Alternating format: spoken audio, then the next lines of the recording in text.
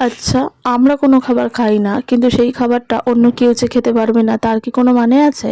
আর যদি আমার সামনেই সে খায় তাকে আমি অপমান কেন করব? আমি জানি না কিছু মানুষ কেন এমনটা মনে করে। হয়তো আমরা যেটা খাই না সেটাই অন্যজনের কাছে আকাশ সমান, বা আমরা যেটা পাই না সেটাই অন্যজনের কাছে খুব সহজলভ্য। এরকমটাই কিন্তু আমাদের সমাজের নিয়ম। তারপরেও আমরা কি করে একটা মানুষকে অপমান করতে পারি? যে তোমরা এটা খাও আমরা তো এটা খাই না, এটা বলা কি সত্যিই উচিত? আমি জানি না।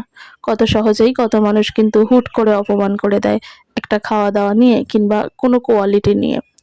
যাই হোক, সেটা তাদের শিক্ষা বা তাদের ব্যাপার। শিক্ষা নিয়ে কথা বলতে সত্যিই আমার ইচ্ছা করে না, কিন্তু আমি ভাবি যে কোনো মানুষ কেন এত সহজে হুট করে এরকম মন্তব্য করে দেয়?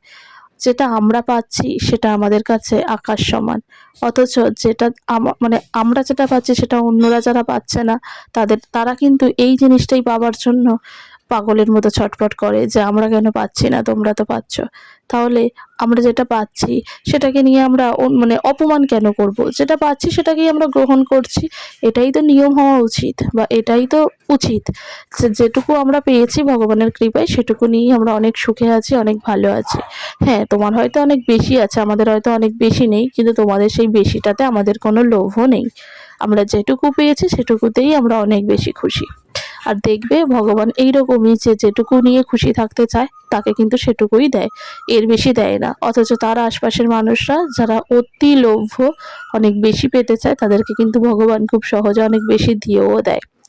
যাই হোক, এইভাবেই হয়তো সমাজ চলবে। অপমান, অসহ্যকর কথা এই সমস্ত কিছু কিন্তু তোমার সামনেই তোমাকে বলা হবে। সেই সব কথা শুনে তুমি যদি নিজে ভেঙে পড়ো তাহলে তুমি খুবই ভুল করবে। তোমাকে সেই সব কথা শুনেই আরো স্ট্রং হতে হবে, আরো শক্তিশালী হতে হবে।